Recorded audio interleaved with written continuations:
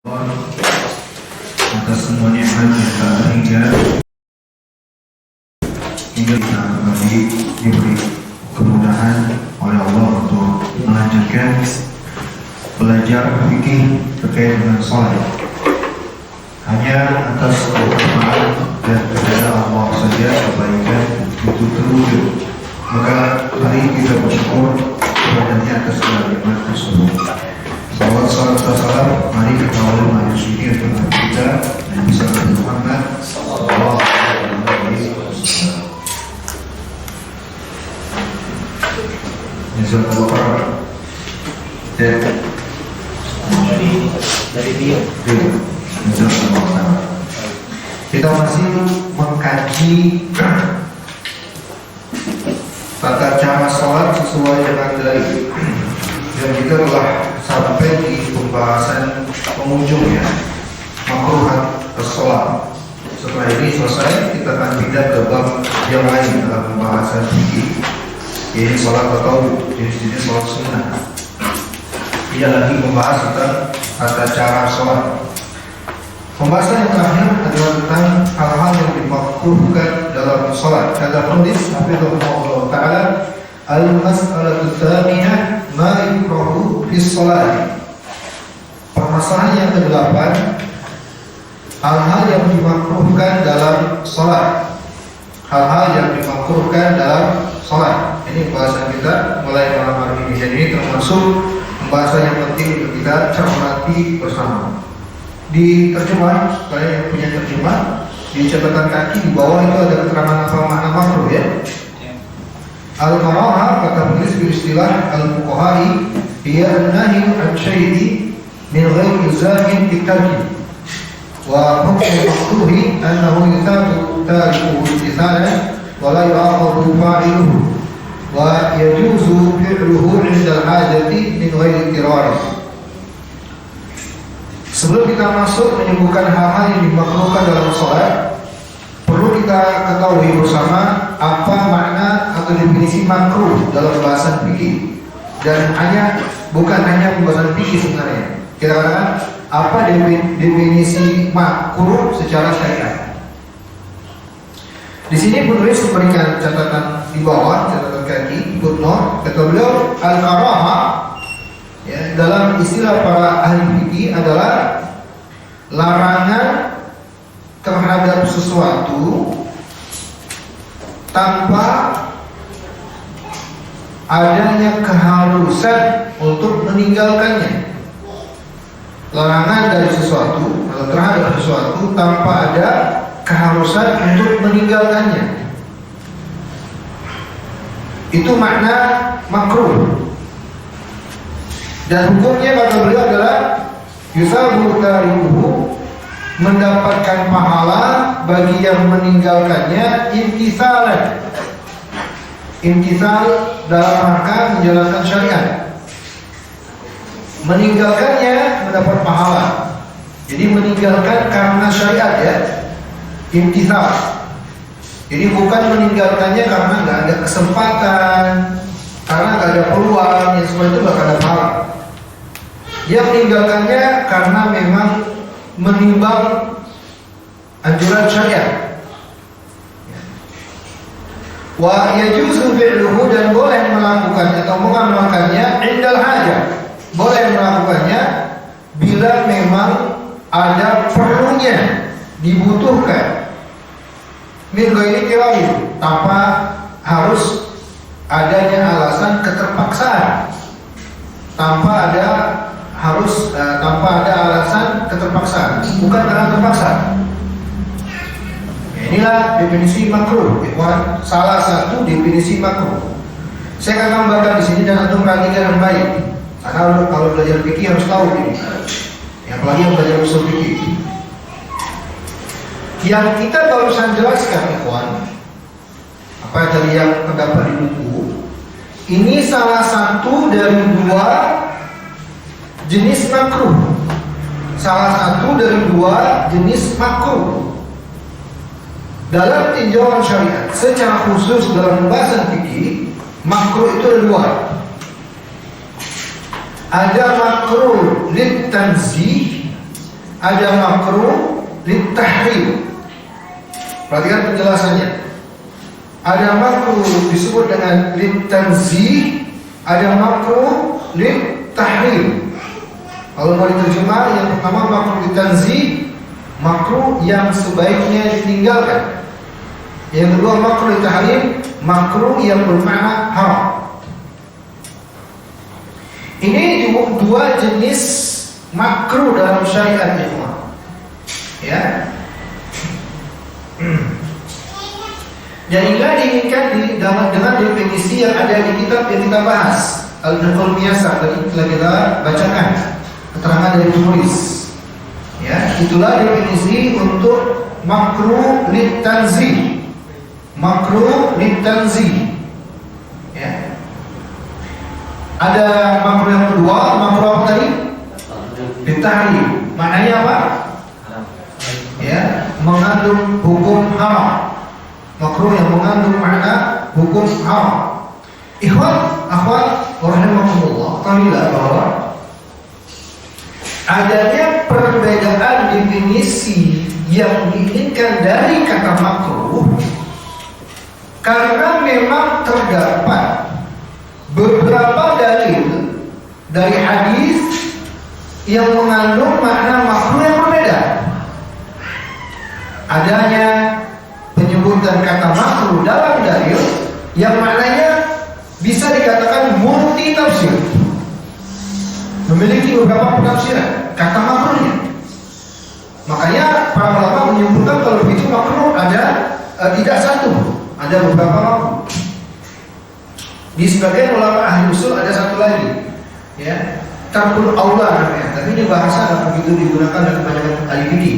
Kebanyakannya dua makruh tadi aja. Misalnya dalam hadis Nabi SAW pernah bersabda dalam hadis yang diriwayatkan Imam Bukhari dan Imam Muslim dengan tegas, ya, mantuk terucap di lisan beliau kata makruh. Beliau bersabda, Innallaha kariha lakum thalathan. Innallaha kariha lakum thalathan. Qila wa qal idha'atul mal wa qadhfus su'al. Qila wa qal idha'atul mal wa qadhfus su'al. Saya kira hadis ini teman-teman mungkin pernah mendengarnya. Nabi bersabda ada 3 hal yang Allah memakruhkannya bagi kalian, kata Nabi. Nabi mengucapkan dari beliau, ada 3 hal yang Allah memakruhkannya bagi kalian. Yang pertama, qil wa qal. Qil wa qal itu apa? Katanya begini, katanya begitu. Satu, idha'atul mal. Apa yang kedua? Idha'atul mal, menghambur-hamburkan harta untuk perkara yang tidak ada faedahnya. Yang ketiga, kasratu soal, banyak bertanya. Banyak bertanya. Hadis ini para ulama menjelaskan kata makruh yang ini adalah litanzih. Ya, ada hadis yang lain dalam riwayat Sahihain juga Bukhari Muslim dari Abu Hurairah yang bersabda, "Kana kata Abu Hurairah, kana yukrahu an-naum qabla al-isya wal hadits ba'da." Nabi itu memakruhkan berbicara, Nabi SAW memakruhkan tidur sebelum sholat isya dan berbincang-bincang setelah sholat isya. Nabi memakruhkan tidur sebelum isya dan memakruhkan berbincang-bincang setelah isya. Tidak mungkin langsung dikatakan haram, sebab terjadi perbincangan setelah isya. Makanya para ulama mentafsir, ya, bahwa di sini ya makruh litanzih. Berarti ikhwan rahimani wa rahimakumullah, ya, adanya perbedaan kata makruh memang karena ada yang mendasarinya. Paham ya? Ada dalil-dalilnya. Permasalahan yang penting kita ketahui adalah bagaimana caranya kita mengetahui kata makruh dalam dalil litanzih atau litahrim. Nah, ini catat. Cara untuk mengetahui ini makruh litanzih, ini makruh litahrim, ya, caranya sebenarnya panjang lebar, tapi paling tidak bisa menjadi sekedar indikator bagi kita. Ada dua cara. Yang pertama dengan melihat konteks dalil, atau dalil yang semakna dalam riwayat lain, dalil yang semakna dalam riwayat yang lain, yang menjadi qarinah, qarinah itu petunjuk, dikasih, ya. Sehingga makruhnya salah satu dari dua tadi. Ini cara yang pertama, melihat konteks. Jangan hanya lihat kata makruhnya, lihat dulu hadisnya gimana konteksnya, atau lihat dalil yang semakna tapi di riwayat yang lain. Paham yang pertama ini? Lihat konteks, ya. Konteks itu tahu gimana? Apa konteks? Bisa situasi, bisa waktu dan tempat. Waktu itu kalimat itu ucap dalam keadaan bagaimana, dalam kondisi apa, ya, apa yang mendasari terucapnya, itu konteks namanya. Paham ya? Yang kedua, yang pertama. Yang kedua, dengan melihat dan memperhatikan siapa yang menyebutkan kata makruh. Dengan melihat dan memperhatikan siapa yang menyebutkan kata makruh. Kasih titik dua. Apabila ulama mutaqaddimin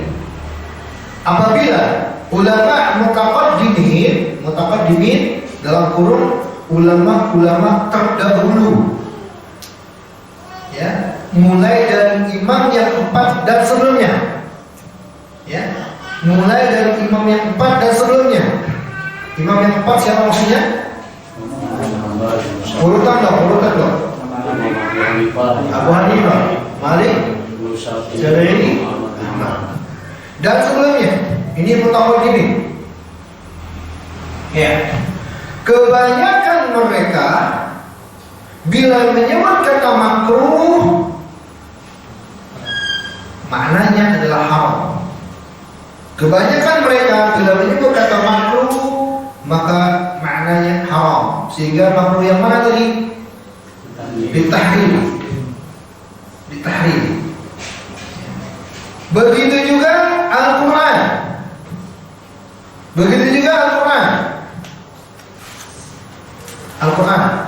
Contohnya di surat Al-Hujurat ayat ke-7. Al-Hujurat ayat 7 dengan tegas Allah menyebut kata makruh. Wa karraha ilaikumul kufra wal fusuqa wal isyan.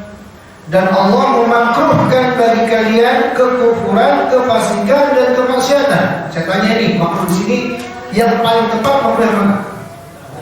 Ya, tentunya ya, nggak mungkin ditansih. Allah memakruhkan bagi kalian kufur, kefasikan dan kemaksiatan. Ya, jelas di sini adalah makruh tahrim. Jadi kalau yang mengucap kata makruh, ulama mutaqaddimin pada umumnya hampir seluruhnya, kalau tidak kata seluruhnya, hampir seluruhnya mereka mengatakan kata makruh bermakna haram. Makanya hati-hati memahami ucapan Imam Syafi'i dalam Al-Um, yang di situ beliau mengucap kata makruh di beberapa tempat. Yang banyak orang belakangan salah memahami hal ini. Dalam masalah akidah, saya pernah singgung di kita bertemu. Imam Syafi'i ya di beberapa tempat menyebut kata makruh untuk perbuatan-perbuatan yang mengandung kesyirikan. Makruh. Imam Syafi'i mengucap makruh. Imam Nawawi salah satu ulama besarnya di mazhab Syafi'iyah mempertegas dan memperjelas. Ada di kitab Al-Majmu' halaman 5 307. Imam Nawawi memperjelas kalau Imam Asy-Syafi'i menyebut kata makruh maka maknanya haram. Kata Imam Nawawi fi siyaqil hadits an-niyaha wa kadza waqa'a al-karaha fi nas Asy-Syafi'i fi al-um wa hamalaha al-ashab ala karaha at-tahrim wa qad naqala jama'atun al-ijma' bidzalik. Kata Imam Nawawi. Ini untuk pelajaran bagi kita yang mengaku mengikuti mazhab Syafi'i. Dengan tegas Imam Nawawi berkata, konteks hadis yang terkait dengan niyahah tahu? Meratapi mayit.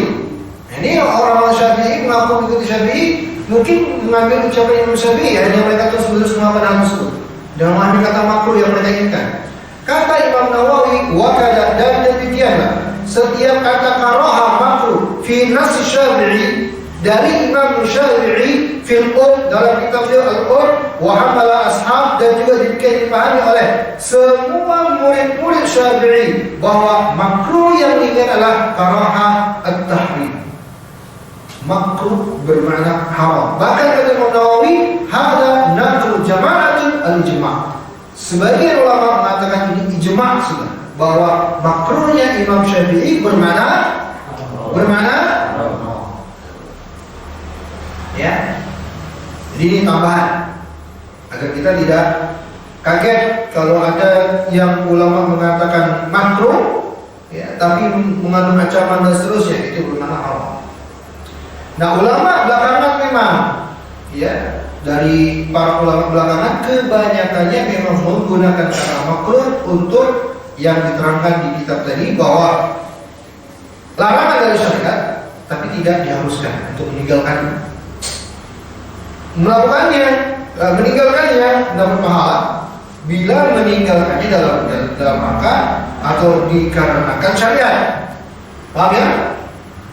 Bukan meninggalkannya karena gak suka, bukan meninggalkannya karena atau alasan apapun, tidak dapat pahala itu. Yang dapat pahala bila meninggalkannya karena syariat, dan bila melakukannya tidak mengapa ya, bukan karena keterpaksaan. Silakan melakukannya, bukan karena keterpaksaan. Itulah makruh ya di lisan para ulama ahli fikih belakangan kebanyakannya. Nah, ini juga yang kita pahami dari kita. Makruh yang bermakna ahli fikih di belakangan. Yang pertama, kita masuk hal-hal yang dimakruhkan dalam sholat. Tapi nanti kita lihat ya konteksnya apa.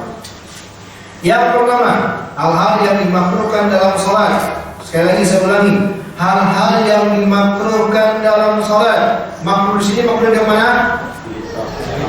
Makruh yang mana? Litanzi. Kira-kira kenapa mengatakan litanzi? Gunakan dua cara tadi. Hah? Belum. Kita belum ada konteks. Yang berbicara adalah ulama belakangan. Ya, ini kita perlu biasa orang belakangan, ya. Jadi itu aja indikasinya. Kalau orang belakangan makruh litanzi. Paham? Jadi dipakai caranya apa? Paham kan? Apalagi kalau yang mengatakan misalnya di sini irwan misalnya, ya, kata makruhnya irwan pasti apa nih? Hah? Tanzi. Apalagi ya bukan siapa-siapa. Yang pertama, al-iqtisar al-Fatihah fi rak'atain al-awwalain li mukhalafati dzalika li sunnati Nabi sallallahu alaihi wasallam hadhihi fi shalah. Yang pertama, hanya membaca Al-Fatihah di rakaat yang pertama. Ini makruh karena menyelisih petunjuk Nabi dalam sholat. Hanya membaca Al-Fatihah, nggak baca surat-surat yang lain. Sholat apa yang Ustaz? Semua sholat, kecuali sholat-sholat yang dikecualikan, seperti sholat jenazah dan seterusnya. Yang mau sholat sunnah, mau sholat wajib, sama. Yang kedua, laki-laki perempuan juga sama. Ingat ya, laki-laki perempuan itu tidak ada perbedaan terkait dengan pembahasan cara sholat, kecuali memang ada yang dikhususkan. Yang kedua, tikrarul Fatihah, mengulang-ulang membaca Al-Fatihah.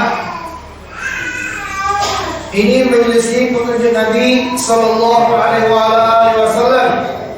Tetapi bila mengulang-ulang baca Al-Fatihah karena adanya suatu kebutuhan, misal ya, dia enggak khusyuk, dia ingin menghadirkan hatinya, ya, ada gangguan-gangguan pikiran, ya, maka dia ingin mengulangi bacaan Fatihahnya untuk mengatasi problem ini, ya, maka yang seperti ini fala ba'sa bidzalik, tidak mengapa. Lakin bisyartin alla yadurru dzalika ila al-waswas, tapi syaratnya jangan menjadikan hal tersebut membuat dia akhirnya tenggelam dalam was-was. Was-was itu nggak bisa mengendalikan pikiran, kacau terus. Ini yang kami boleh seperti harus dilawan. Kawan, yang ketiga, dimakruhkan juga al-iltifat al-yasir fi shalat bila hajat, menoleh ringan tatkala salat tanpa ada keperluan. Menoleh ya, bukan melirik. Apa bedanya menoleh dan melirik? Apa lebih? Ayo, mana yang gerak kepala? Menoleh. Menoleh ketika salat tanpa ada keperluan. Hal ini berdasarkan sabda Nabi Sallallahu Alaihi Wasallam ketika beliau ditanya tentang menoleh dalam salat. Kata Nabi, huwa ikhtilasun yakhtarisuhu syaitanu min salatil abdi. Menoleh itu adalah rampasan syaitan, ya, dari salatnya seorang hamba. Jadi hadis ini terdapat faedah. Seorang hamba kita itu kalau salat dari awal salat kita sudah membawa sekian banyak kebaikan. Ya, ini berdasarkan sendiri. Kita itu ketika masuk salat membawa sekian banyak kebaikan, berlimpah-limpah kebaikan, rahmat dari Allah Subhanahu Wa Taala. Ketika kita menoleh, itu adalah curian syaitan dari kebaikan tersebut. Dikit demi sedikit, tergantung seberapa banyak dia menoleh, yang bisa mengakibatkan kebaikannya habis. Sholatnya nggak dapat apa-apa. Makanya Nabi dalam sebuah riwayat mengatakan ada seorang hamba yang sholatnya mendapatkan bagian kebaikan dari sholatnya hanya ada 1/10, 1/9, sampai ya setengah dan seterusnya. Jadi ikhwan rahimani wa rahimakumullah, ya, menoleh ketika sholat tanpa ada keperluan. Adapun apabila menolehnya dia dihukum bila karena adanya suatu kebutuhan. Ya, misal, perlu memberikan contoh. Perlu untuk menudah ke sebelah kiri dalam sholat 3 kali karena adanya was-was. Ini karena petunjuk Nabi ya. Nabi itu mengajari kita, ikhwan, akhwat, kalau lagi sholat dihinggapi was-was, untuk menghilangkan was-was, meludah ke sebelah kiri kita 3 kali. Meludah yang diinginkan bukan meludah dengan air, ya, hanya hembusan seperti meludah. Jangan langsung kumpulkan dulu. Wah, sholat ya, apalagi sholat jamaah. Nah, bubar sholat, ya. Ini memang ditunjukkan lagi. Mau nggak mau kan kepala menoleh. Gimana kalau nggak menoleh? Kan lurus jadinya. Harus menoleh ke kiri sedikit. Lurus lagi. Ini tidak berapa, ya. Ini dianggap meludah karena ada keperluan. Bahkan diperintahkan Nabi Sallallahu Alaihi Wasallam. Contoh yang lain, kata penulis, seperti seorang ibu yang khawatir anaknya hilang. Lagi sholat nih, dia bawa anaknya aktif banget, Masya Allah, kayak Maria.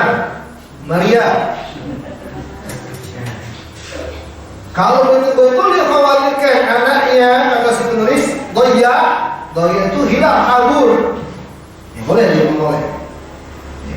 Sholat. Tapi saya katakan ini jangan jadi kebiasaan. Kalau sudah tahu kayak gitu, antisipasi selanjutnya. Ya. Kata tulis sholat taltabib di sholat, maka akhirnya membuat si ibu menoleh ketika sholat. Mulahadhatanlah, untuk melihat, memperhatikan bayi atau anaknya. Ya, maka ini boleh. Wa hadza kulluhu, ini semua kata penulis menoleh yang ringan.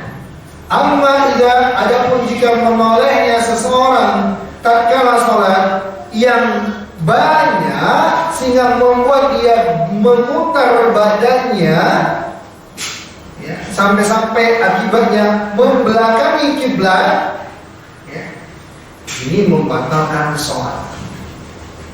Kalau sampai terjadi seperti ini, ya, idza kana dzalik bighairi udhur. Kalau terjadi tanpa adanya udhur, ya. Jadi kalau menoleh yang banyak sampai bergerak badannya sampai putar balik kanan gerak, udah batal sholat. Tapi ada satu kondisi, Tuhan. Kira-kira kondisinya gimana? Yang kalau kita berubah haluan, ya, balik kanan gerak ketika sholat, tidak batal sholat. Kondisi apa itu? Salah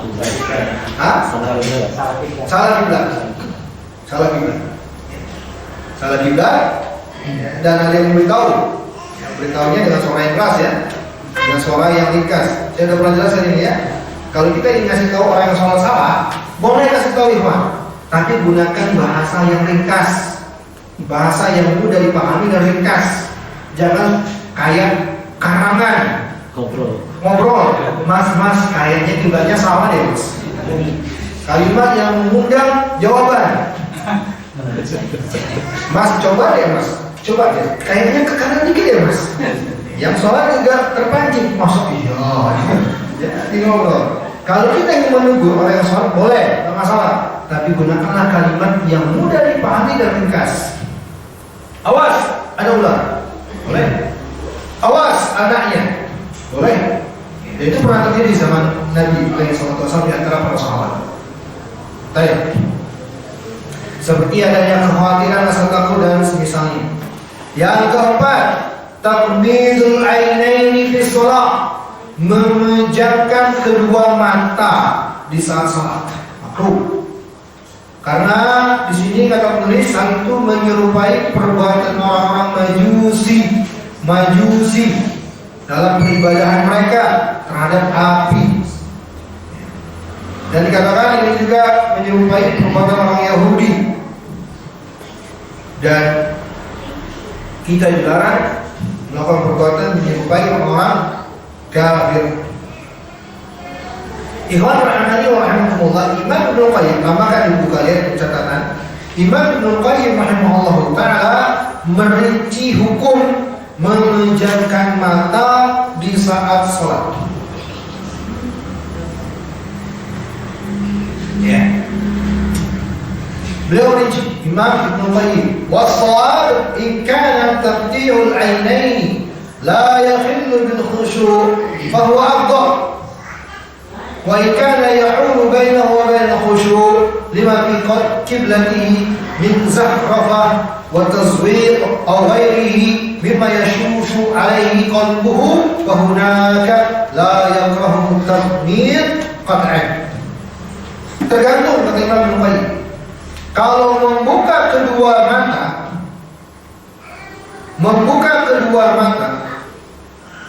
la yukhilul khusyu', tidak mengganggu kekhusyuan, maka itulah hukum asalnya. Itulah yang afdal berdasarkan hukum asal. Tapi bila membuka kedua mata menyebabkan kehilangan kekhusyuan karena adanya sesuatu, misal di hadapannya ada ornamen, perhiasan, apalagi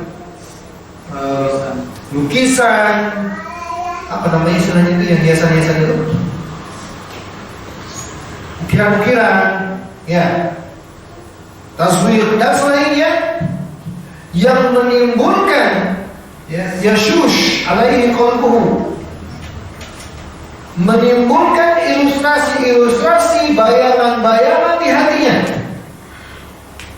Ya, kalau keadaannya seperti ini, ingat keadaannya ditulis, ya.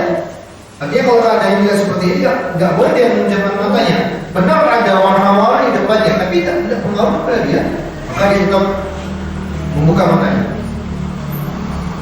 Kalau seperti ini keadaannya ini, menimbulkan bayangan-bayangan di hatinya, kata Syekh, kata Imam Ibnu Qayyim, bahwa maka kalau demikian la yukrah, tidaklah dimakruhkan untuk menutup kedua mata dengan pasti. Imam Nuqayyim. Wal qawl bil istihbab fi hadhihi al-hal aqrab ila usul syar'i wa maqasidihi min al-qawl bil qara'ah. Bahkan kata Imam Nuqayyim, bila dikatakan justru sunnah, justru dianjurkan dia menutup kedua matanya di kondisi seperti itu lebih dekat kepada usul syariat dan maqasid syariat daripada mengatakan makruhnya. Ya. Kenapa kira itu? Kenapa kira? Dikatakan bahwa kondisi seperti ini kata Ibnu Qayyim, dikatakan justru mustahab itu lebih benar, lebih tepat daripada makruh. Karena mempertimbangkan kekhusyuan. Sementara khusyuk itu kewajiban. Paham ya? Ini juga ya ikhwan rahimani wa rahimakumullah, ya. Ada pertimbangan para ulama ya untuk menghukumi sesuatu yang tidak satu hukum. Baik, ini dirinci oleh Imam Nuqayyim rahimahullah taala. Jadi kalau antum nih salat di masjid umum yang masya Allah kadang kita jumpai, saya sendiri juga kadang jumpai di depan saya dan depan kita ada orang yang bajunya masya Allah sarung, baju sih yang kadang macam-macam bacaan itu,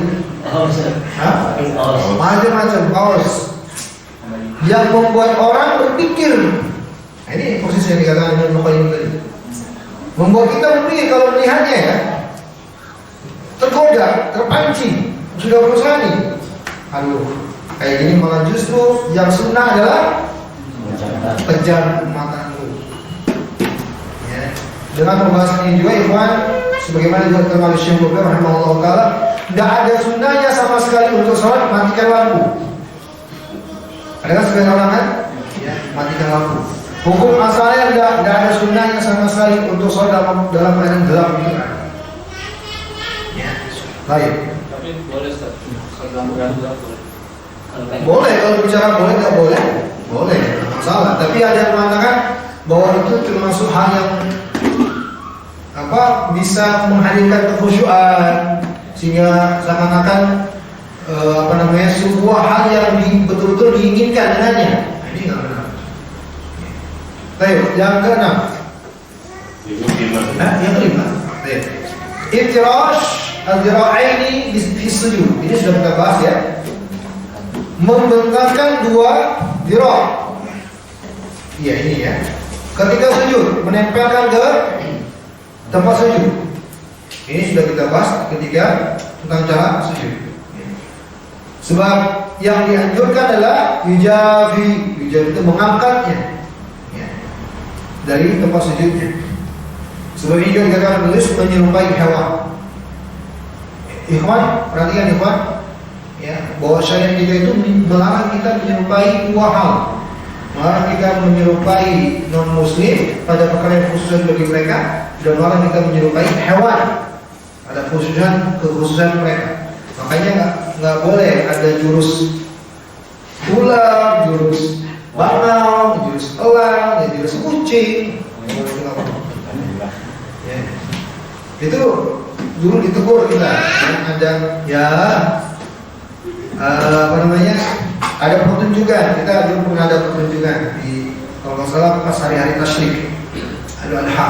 Jadi masing-masing ikhwan silakan mempertunjukkan performance apa yang dia bisa untuk memainkan acara. Dan sebagai ikhwan mempertunjukkan atraksi sholat, memperagakan jurus kayak bangau atau burung gitu.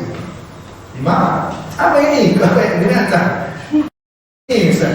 Gitu kan. Dan memang demikian, kalau saya tak boleh menyerupai hewan pada perkara yang khusus baginya dengan sengaja untuk menyerupainya. Ya. Baik, yang keenam.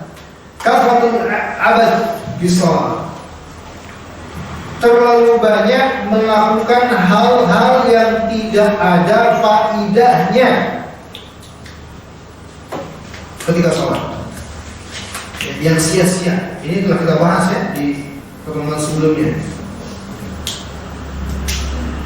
Untuk banyaknya, ikhwan, untuk banyaknya, Ustaz dianggap banyak itu berapa kali? Jawabannya tidak ada batasan. Kembali kepada urf. Kembali kepada urf. Bila dengan jumlah sekian atau dengan kuantitas sekian teranggap seseorang enggak sholat dengannya, sudah dianggap itu. Ya. Ini telah kita bahas ya di pertemuan sebelumnya tentang hukum gerakan dalam sholat. Kita bahas sudah ya. Maka ikhwan, kalau dari sholat sebisa mungkin, seminimalisir mungkin, ya jangan melakukan gerakan ya yang tidak terkait dengan sholat. Lihat jam, anjingin baju, nyala-nyala jengkol, ngaruh kepala, berpikir. Betul. Dan itu terjadi ya di masjid-masjid kita yang sekalian. Ikhwan ini kadang perhatikan, benar di sholatnya. Ngancingin juga. Habis nanti gimana? Wis, kayak cermin. Ya, tidak benar. Tidak boleh. Makanya saya juga anjurkan kepada santri-santri, kepada ikhwan, kalau saya membahas tentang sholat, saya katakan, kalau antum lepas peci, nggak usah dipasang lagi peci. Biarkan aja, karena itu akan mengundang antum melakukan perbuatan-perbuatan yang bisa jadi banyak nanti. Ya, antum nanti meluruskan, aplikan lagi dan seterusnya. Sementara memakai peci dalam sholat nggak ada sunnahnya sama sekali. Secara asal, hukum asal. Kita menggunakan peci ini, ikhwan, pertama karena ada dan niatnya dalam rangka zina, berindah-indah dalam sholat. Jadi dianjurkan. Kalau konteksnya berindah-indah, bentuknya macam-macam. Bisa peci, bisa sorban. Ya. Kalau kita mengatakan sunnah salah satu dari bentuknya, maka orang yang pakai sorban harusnya pakai peci juga. Paham? Maka nggak ada hukum sunnah pada asalnya pakai peci, itu nggak ada. Tapi dia terkait dengan perkara lain sunnahnya, terkait dengan zina, berindah-indah dalam berpakaian, itu sangat dianjurkan dalam sholat. Paham di sini? Siap, masuk. Enggak ada juga dikatakan syiar. Syiar itu sesuatu yang dengannya dikenal sebagai sesuatu yang lainnya. Kalau syiar Islam berarti yang dengannya dikenal dia Islam. Peci apa hanya orang Islam pakai? Yahudi juga pakai, bang. Yahudi itu malah pakai peci begini deh. Bukan menunjukkan identitas Muslim. Enggak, belum. Makanya orang Arab jarang pakai peci. Kalau orang Yaman malah nggak ada pakai peci. Apakah kita ada orang yang bukan Islam? Enggak ada. Orang Yaman itu sebenarnya pakai imamah sebenarnya, nggak pakai peci. Malah mereka kaku pakai peci. Nggak ada peci. Tahu saya nggak ada pakai peci. Maka kalau lepas peci, mau satu sibukkan diri antum nanti pakai baju dan seterusnya. Kita lanjutkan. Yang berapa? Yang ketujuh, berkaca pinggang atau tahassur. Ya. Berkaca pinggang. Ya. Bahkan ini ada hadis yang melarang dari Abu Hurairah radhiyallahu anhu, dilarang ketika sholat seseorang itu untuk berkaca pinggang. Makanya jangan begini. Sholat ada yang begini ya? Ada. Nah, itu berkaca pinggang setengah namanya. Ya, di sini kita kalau menulis, lihat kata menulis, at-takhassur, berkaca pinggang dalam sholat, wad'ur rajul, seseorang meletakkan tangannya di pinggang. Ya, pinggul ya. Pinggang atau pinggul sama aja. Pinggang, Pinggang. Betul? Iya, nah, pinggang. Pinggul dalam. Hah? Pinggul dalam. Ya inilah pokoknya. Wahiyah, dan itu adalah bagian tengah seseorang ya, di sini bagian tengah kita. Ya, pokok di atas ya pinggul. Dan Aisyah radhiyallahu anha mengatakan hukumnya makruh dan ini adalah perbuatan Yahudi. Perbuatan Yahudi dalam ibadahnya. Baik, jadi ini ikhwan rahimani wa rahimakumullah, sehingga tidak ada sunnahnya sama sekali. Bahkan bila begini sholatnya itu lebih dekat kepada yang dilarang. Masih ada nggak? Atau jumpa di sini? Masih ada. Saya sudah jarang tahu. Yang ke-8, as-sadlu. As-sadr melipat pakaian dan menutup mulut ketika sholat. Hal ini berdasarkan hadis Abu Hurairah radhiyallahu anhu, Rasulullah SAW melarang dari as-sadr. Sadr. Jadi kita baca terang tulis. Dalam sholat dan menutup mulutnya. As-sadr kata tulis adalah seseorang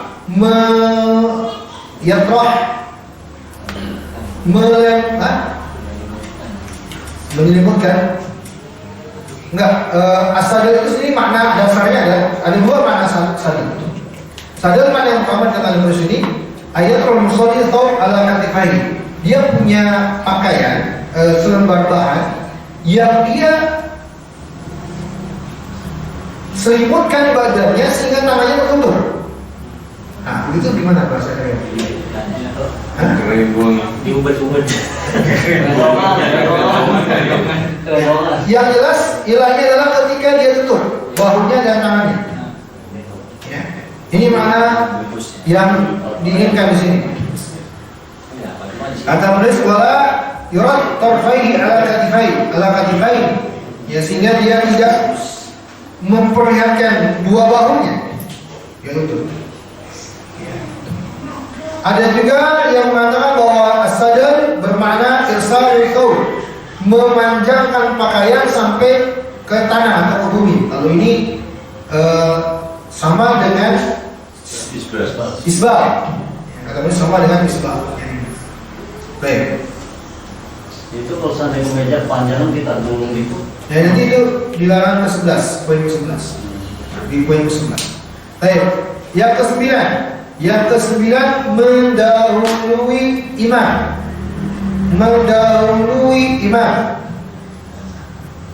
Berdasarkan sabda Nabi SAW, tidakkah takut salah seorang di antara kalian kepalanya, ya, bila dia mengangkat kepalanya sebelum imam, Allah jadikan kepalanya seperti kepala keledai dan menjadikan bentuk tubuhnya seperti bentuk tubuh keledai.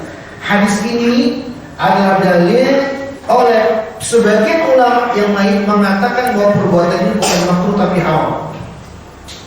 Kenapa para ulama memahami berdasarkan hadis ini haram bukan makruh? Sebab dalam hadis terdapat ancaman, disebut dengan hukumannya. Paham?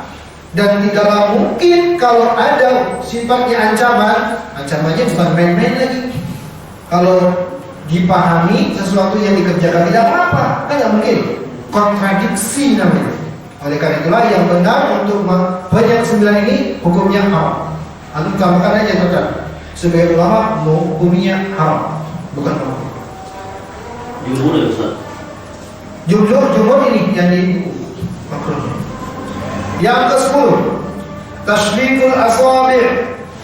Makruh begini, merangkai jari jemari sejak masuk masjid sebelum qomat. Ya. Adapun bila selesai sholat maka tidak merangkai. Ya. Sebab Nabi pernah merangkai setelah sholat. Ketika beliau lupa sholatnya, setelah sholat beliau menghadap ke jamaah, beliau begini dan diingatkan oleh salah sahabat tentang kelupaan beliau, dan dalam keadaan beliau mentasbih asabi'nya. Jadi tasbih asabi', merangkai jari jemari, dilarang ketika kita sudah masuk masjid sebelum qomat. Makanya ketika antum sholat Jumat menanti qomat termasuk ketika mendengarkan khutbah, nggak boleh. Jangan begini. Ya. Apakah dengan duduk yang begini atau ke tangan begini dalam keadaan begini? Ya, jelas tasbihul asabi' makruh. Kadang saya lihat ketika qomat bahkan begini. Dan lebih dilarang lagi di dalam sholat. Tasbihul asabi'. Ada beberapa riwayat menjelaskan bahwa ini di antara perbuatan penduduk ahli neraka, perbuatannya mereka. Ya. pensifatan perbuatan mereka. Baik. Kemudian di sini tambah ditulis wa amma tashbih, adapun tashbih kharij shalah, di luar salat maka tidak dimakruhkan sama sekali.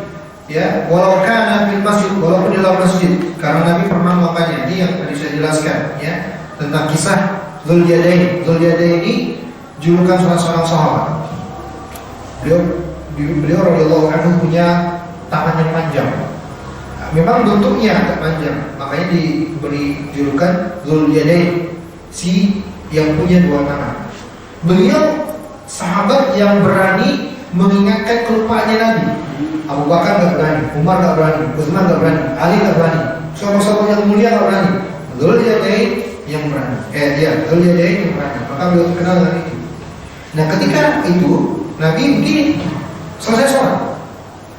Diambil kesimpulan oleh para ulama, kalau tasbihul aswabi selesai dari sholat, walaupun di dalam masjid, maka tidak apa. Yang dilarang adalah hanya tatkala masuk masjid sampai qomat, menjelang waktu sholat. Itu yang makruh. Yang ke-11, kafu sya'ar wa thawl, melipat rambut dan pakaian.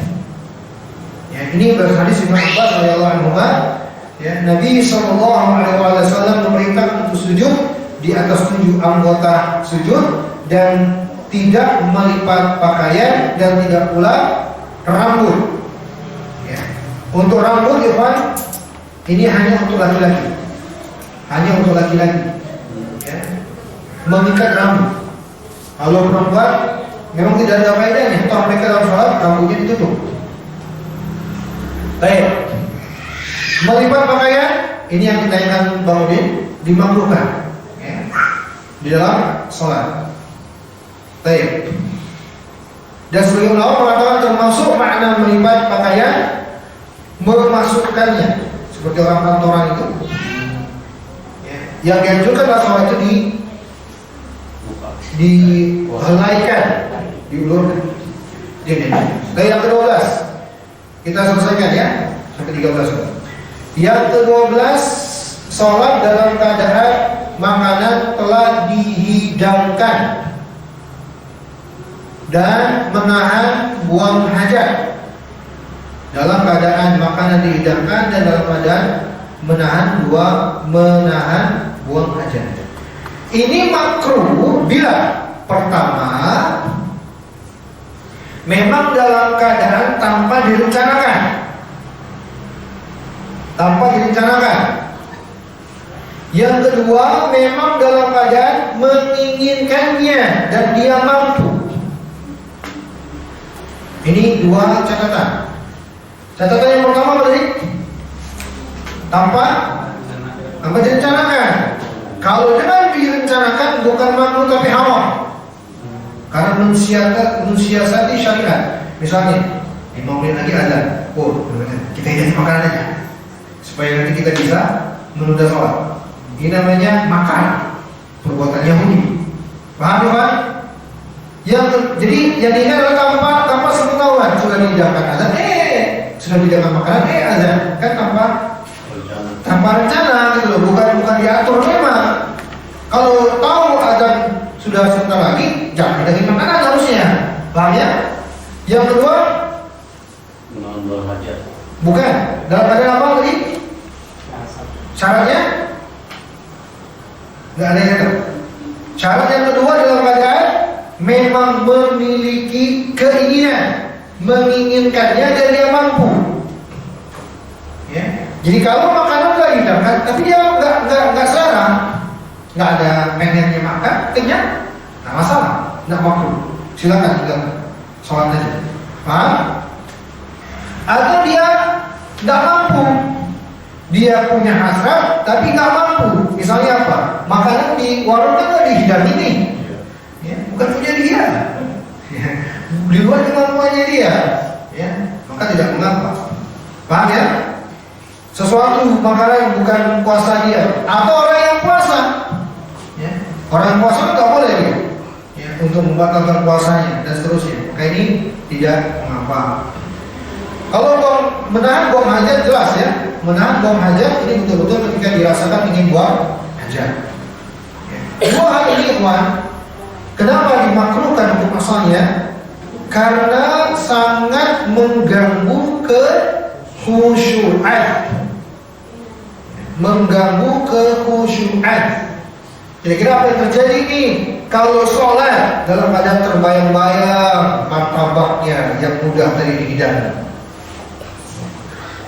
air liurnya keluar terus, aminnya panjang banget jadinya.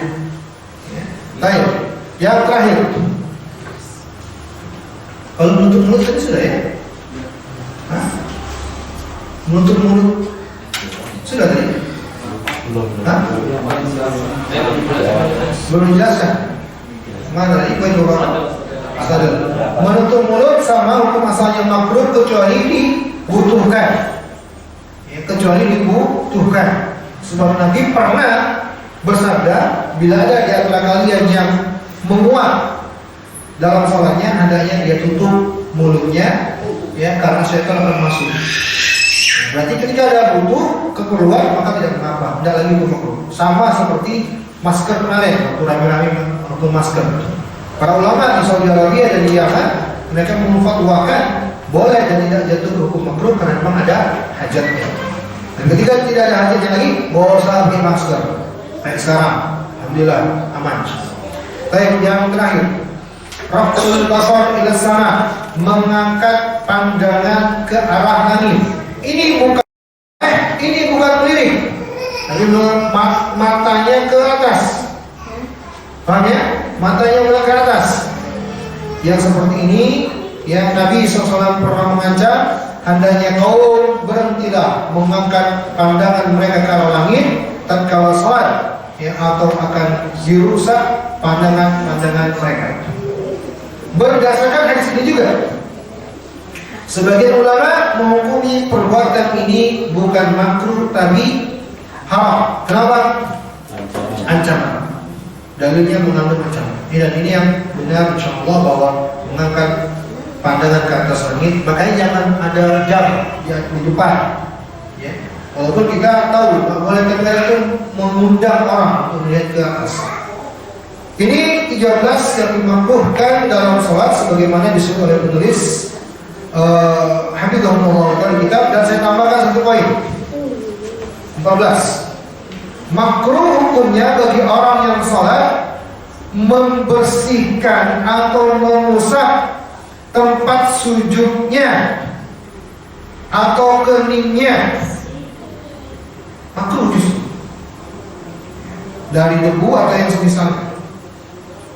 Dalam hadis yang diriwayatkan Imam Bukhari dan Imam Muslim dari Mu'ayqib radhiyallahu anhu bahwa Rasulullah sallallahu alaihi wasallam bersabda kepada seseorang yang dia meratakan tempat sujudnya dari tanah ketika dia sujud, tempat sujud didirikan. Kata Nabi, in kunta fa'ilan fawahidah, kalau memang kau butuhkan hal tersebut cukup sekali saja. Ucapan Nabi ini mengandung hukum makruh. Sebab seandainya hukumnya haram, misalnya Nabi larang secara mutlak, paham ya? Ketika Nabi mengizinkan tapi dengan ada syarat, makruh. Sebaiknya ditinggalkan. Jadi antum kalau sujud nih di tempat mungkin banyak debunya, sebelum sholat yang bersihkan. Kalau lagi sholat nanti bosan, biarkan aja nempel dulu, kan tak masalah. Ya. Paham kan? Dan ini yang ke-15 saya tambahkan, dan ini juga dikenali para ulama di Imam Nawawi dan selain beliau dari para ulama kita rahimahullah taala ajmain. Wallahu taala alam bisawab. Selesai kita dari masalah yang dimakruhkan dalam sholat. Insyaallah di kelas selanjutnya kita masuk ke yang lainnya. Ada yang bertanya seperti itu? Ya. Di terjemahan di poin poin 10 menjadi mari itu di terjemahan Nabi melarang melarang orang yang berwudu di masjid. Kalau masuk masjid kan biasanya udah berwudu. Tapi kadang-kadang ada orang dari rumah tuh berwudu. Nah batasannya pas jadi kan pas masuk masjid atau pas wudu yang begini. Masuk masjid. Penyebutan wudu itu hanya pelengkap penyampaian aja, karena memang ada anjurannya wudhu itu sebenarnya di rumah sebelumnya. Jadi ada riwayat-riwayat lain untuk penyebutan wudhu ini. Ya, yang dilarang atas itu ketika masuk masjid. Allah Taala. Menengok sedikit ini termasuk melirik nggak? Enggak, melirik beda. Melirik itu apa ya? Matanya, bermain mata. Mana mata lagi? Hah? Enggak. Kalau melirik enggak hukum makruh. Yang makruh adalah mulai. Para sahabat kita udah pernah bahas di pertemuan sebelumnya. Para sahabat itu kalau mereka sholat melirik mereka, melirik ke Nabi, melirik ke sebelah. Ya. Melirik apa? Apalagi kalau dibutuhkan. Ya. Apalagi kalau dibutuhkan. Ya selagi kecuali kalau memang meliriknya itu kepada sesuatu yang membuat dia terganggu, khususnya jelas tidak ada, boleh. Tapi hukum dasar meliriknya tidak makruh. Hukum asal pemiliknya Allah Maha. Boleh bertanya Pak? Pernah ada satu riwayat yang waktu pada saat Rasulullah SAW yang jadi imam kan Abu Bakar. Pada saat Rasulullah sholat ini ditegakkan sama Abu Bakar, sempat Abu Bakar Mundur. Iya, sempat mundur gitu. Karena Rasulullah terlihat beliau. Itu Enggak, jadi kalau kita lihat konteks luar hadis, bukan Abu Bakar melihat, tapi gemuruh, Jadi para sahabat itu kan membobongan untuk mendapatkan di depan. Jangan dibayangkan Abu Bakar berbalik. Seandainya pun beliau berbalik wajar, tidak masalah, karena kan kondisinya kan. Jadi kita harus melihat keseluruhan. Jadi kondisinya sahabat itu lagi kondisi sedih. Semua itu bukan satu orang, karena mereka memikirkan Nabi itu udah lama rumah. Semuanya galau kalau kita bahas galau, karena memikirkan Nabi, sedih mereka. Jadi wajar bila ada sesuatu yang terjadi membuat mereka bukan kaget, shock gitu ya. Apa yang terkait pada dari Nabi Alaihissalam. Jadi seandainya Abu Bakar istihad menoleh, betul sekali pun itu sebenarnya ada alasan gitu, diperlukan memang. Karena memang terkait sholat, bahwa di masa itu tidak ada selain Nabi yang layak untuk jadi imam. Itu yang membuat alasan Abu Bakar akhirnya harus mundur. Tapi disebut oleh para ulama bahwa shock gemuruh, maka Abu Bakar akhirnya beristirahat mundur. Jadi sudah kita singgung ya pertemuan sebelumnya. Allah a'lam. Ada lagi? Ya, tentang menyelisih hewan saat di luar sholat juga kan nggak boleh ya? nggak boleh ya. Kalau misalkan kadang-kadang kita suka main sama anak kita tuh Sat, udah jadi kucing atau naik kayak bomboan gitu kan, itu boleh nggak Sat kuda-kuda kayak gitu dia? Ya, itu bila karena ada hajatnya dalam rangka memberi penjelasan, mengenalkan hewan. Jadi ada di zaman sahabat seperti Abu Hurairah, seperti Umar bin Khattab. Umar bin Khattab itu beliau sebelum masuk Islam itu terkenal dengan kelincahan, gesitnya beliau menangkap hewan kuda liar. Itu Umar bin Khattab. Jadi pernah beliau berburu menangkap kuda liar. Disebutkan dalam riwayat beliau menangkap kuda liar itu dengan loncatan seperti loncatan kalau istilah kita singa pada pasir, tanpa usaha yang effort yang banyak berdapat. Beliau melakukan hal tersebut dan para sahabat mengatakan itu gerakan-gerakan singa pada pasir, makanya beliau digelari dengan Abu Habs. Habsun itu singa pada pasir. Bukan karena ingin meniru binatang, memang tasyabuh kita seperti binatang dah, karena ada hajatnya, ada kebutuhan. Orang juga pernah merayap seperti merayap orang salah disebut seperti tupai atau bagaimana. Jadi intinya kalau hal tersebut dilakukan karena ada hajat, seperti anak-anak kita menjelaskan soal hewan ini, soal hewan itu, maka tidak salah. Dan namanya hajat sebatas keperluan. Jangan berlebihan. Pakai bajunya atau Tidak perlu lagi. Ya, jadi sebatas wajib itu tidak pernah panjang. Allah. Ada lagi? Ibu-ibu di atas ada yang tanya? Kalau nggak ada kita akhiri. Wallahu a'lam bishawab. Subhanallahumma wa bihamdika asyhadu an la ilaha illa anta astaghfiruka wa atubu ilaik. Wassalamualaikum warahmatullahi wabarakatuh.